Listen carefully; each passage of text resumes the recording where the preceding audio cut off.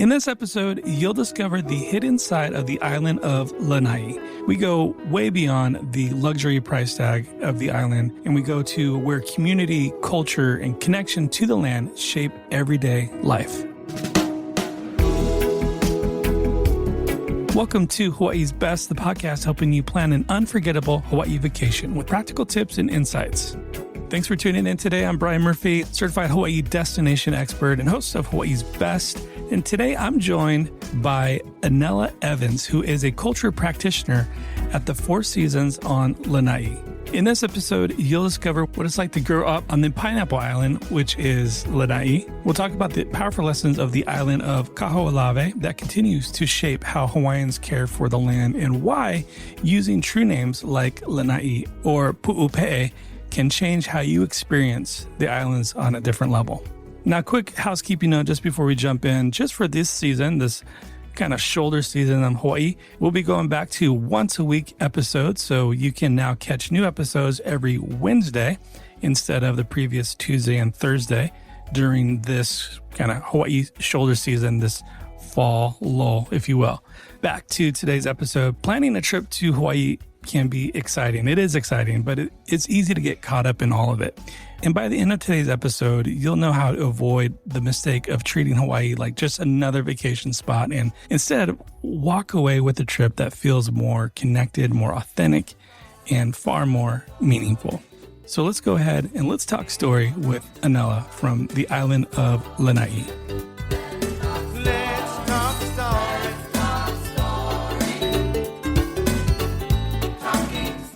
What was it like growing up on Lanai?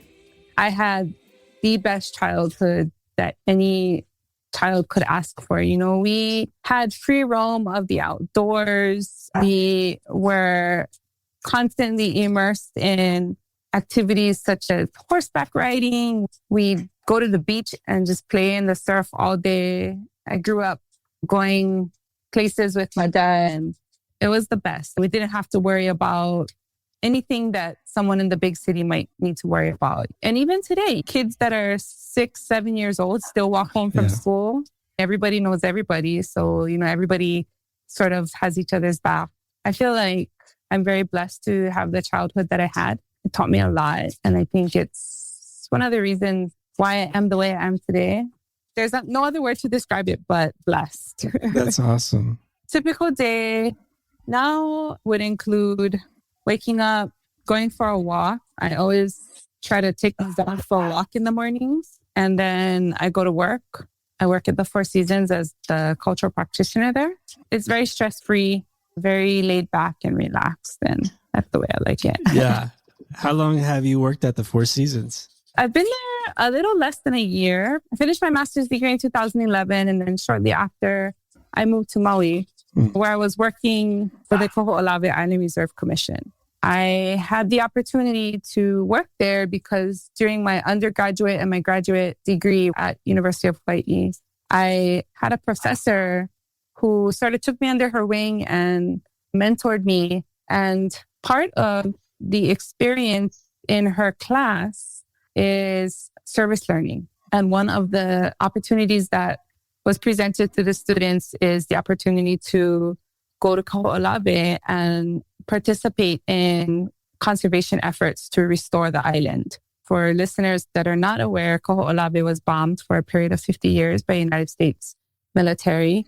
It was sequestered on December 8, 1941, the day after Pearl Harbor was bombed, to be used as a weapons training range. Bombing was ceased in 1992. Oh, wow. Yeah. So even during the occupations, when, you know, people were fighting to stop the bombing and occupying Kaho'olawe, they were still actively bombing the island. So occupations began in 1976, and it took 15 years for the military to finally stop completely. After 1992, there was a period of 10 years in which they cleaned up the island.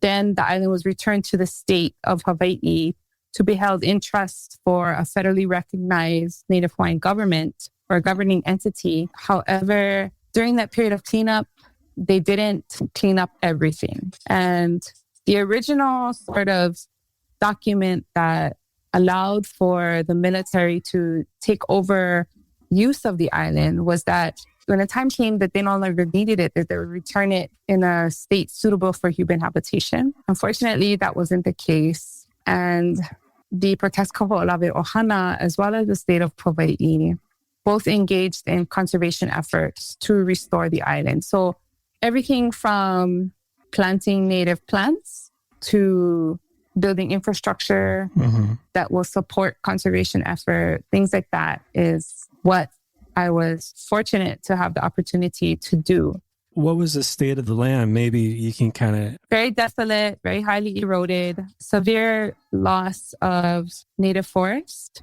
In the 1890s, Kalakaua, who was at that time the king of Hawaii, visited Kaho'olawe to sort of go on a quote-unquote pilgrimage at a certain place on the island because the waters of that bay were so revered and esteemed as, sacred or very sacred. So Kalakaua had his party that traveled with him, his court. And there was an article that was published in a Hawaiian language newspaper that talks about what they saw when they visited Kaho'olawe, and it talks about these beautiful, lush forests full of native greenery. We have that to compare to what we see today.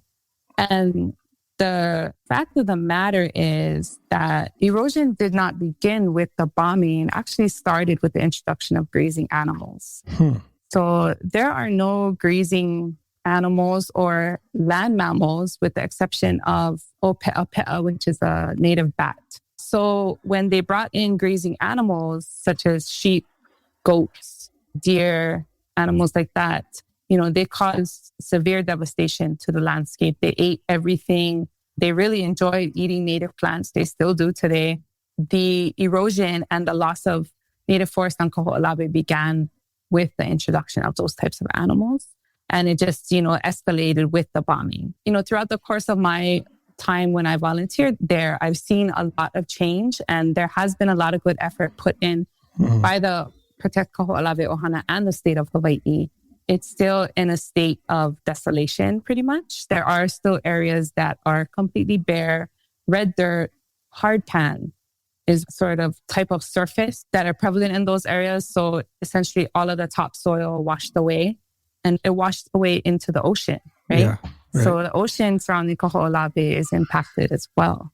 But what the island serves as is, for many people that have visited there, and myself included, is an inspiration and a lesson for us in Aloha Aina.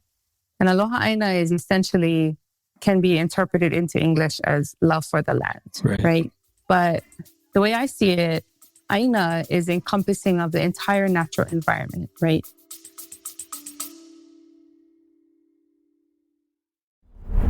I just want to pop in here and say, if you found any value in listening to Hawaii's Best, is to simply follow the podcast on the app you're using right now. If you're on Apple Podcasts, just tap that little follow button in the top right corner. It's that easy, and doing so helps more people like you who love Hawaii find the show. And now, back to the episode. And in our Hawaiian creation stories and genealogies, we come from the land. So Aina is encompassing of us as well, right? So it promotes a sense of holistic well-being, and I guess... there's no separation. Exactly. There's no separation. For Kanaka humans to thrive, the Aina has to thrive, and vice versa. It's a very prevalent lesson in that. And throughout all of Hawaii, there are very amazing examples of Aloha Aina and places where those lessons can be learned and can be brought to the forefront. That is the underlying theme and governing factor of a Hawaiian lifestyle. Essentially, it's the core of our culture. And it's definitely one thing that I like to share with people that visit, or even children that I have opportunity to work with. So it is very impactful. Yeah, maybe speaking to that a little bit. I mean, I can imagine at the Four Seasons on Lanai, you have a family or people there maybe for a week, 2 weeks, What are you hoping to leave your guests with?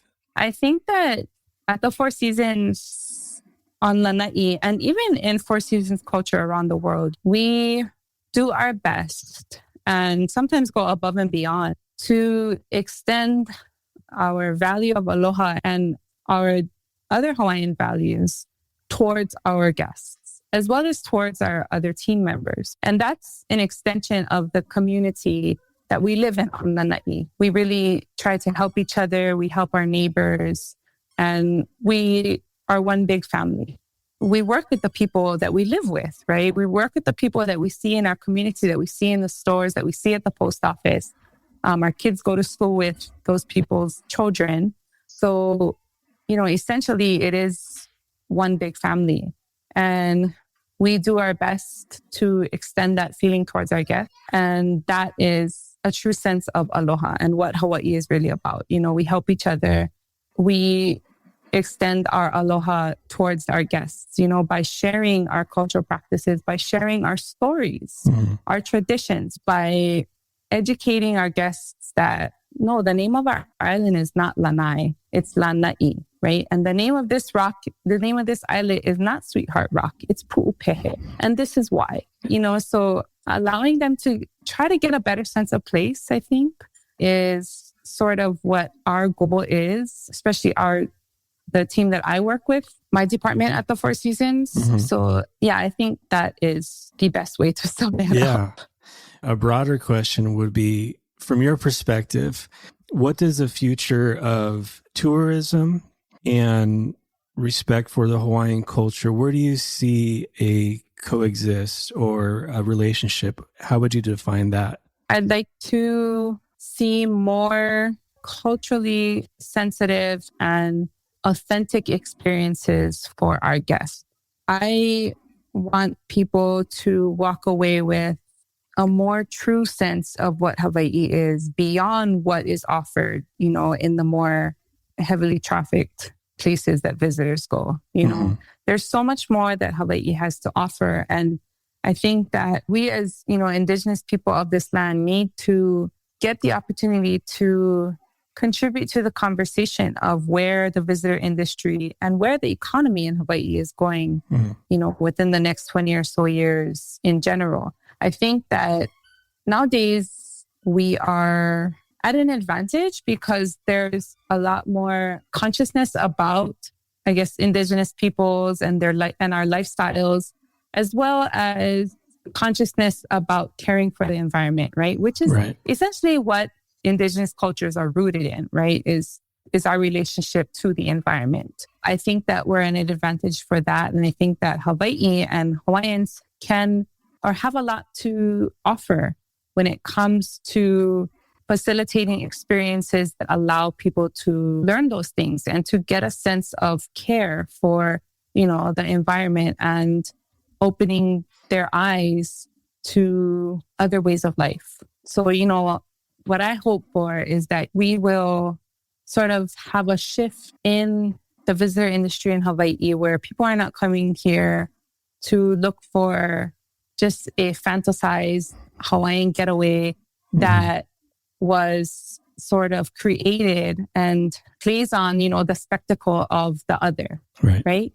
Rather, people come here and try to immerse themselves in the authenticness of the culture and really ask themselves, how can Hawaii impact me? Rather than leaving here impacting our reefs or our islands. And I think that the way that can happen is, people open their minds to different sort of teachings and mindsets that we have here, or that we may be able to help them see. You hit it on the head. I was thinking mindset came to my mind too. And it's all about having that mindset and having that respect when visiting. And that goes so far because the love of the Hawaiian people, you could just give and give and give. And if you posture yourself with that mindset to receive, oh man, you're going to receive very well. You're going to be left with kind of this hole in your heart of the love for the land and people. Exactly. And going beyond that, taking it home with you and really thinking about how you can tie the things that you learned when visiting Hawaii into your daily lives. This is just an example. We say hi to everybody. It doesn't matter if we know them or not. If we pass somebody in the store, we say hi.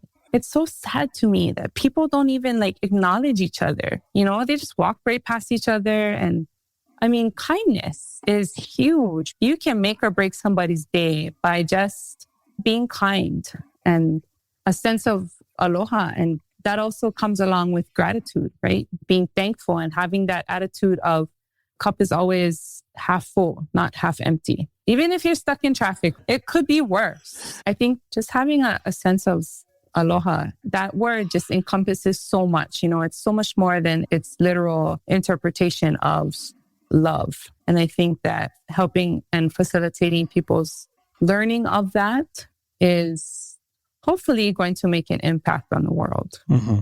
Switching gears a little bit, when I read your article in Hanaho on a flight to Maui on Hawaiian, I was sitting next to my wife, and her grandpa he's a stud. He's almost 90, grew up in New Mexico. He's a hunter. He's an outdoors guy. He's amazing. And he hunts deer. And I was so surprised that on Lanai, I didn't realize this, that there's a deer infestation and that you actually hunt deer. Yeah. Well, there is a pretty prominent community of hunters, and deer were actually introduced to Hawaii in the 1800s and then later brought to Lanai in the 1920s. And from an original herd of 12 that were brought over to Lanai, the population now is well over 10,000. Oh my goodness. They have caused severe impact to the ecosystem, but they are a very popular source of entertainment, I guess you would call it, and sustainability, right? The cost of living in Hawaii is high, and on Lanai it's higher. So it's a very helpful way in which we, supplement our diets and people feed their families. So when I was growing up, I didn't really have the opportunity to hunt. My dad was a lot older, and he and my brother hunted when I was little, and all my uncles and, everybody went, and my mom even went with them, but I was left at my babysitter's house. And I just remember sitting by the window all day, watching for them to come home, right? Because I wanted to see what my dad harvested or what my brother harvested. So I didn't really have the opportunity to start hunting until I moved back home. But it is something that I love to do. Like I stated in the article, it's an opportunity for me to unplug and just have the opportunity to get out onto the island and see what the environment wants to reveal to me.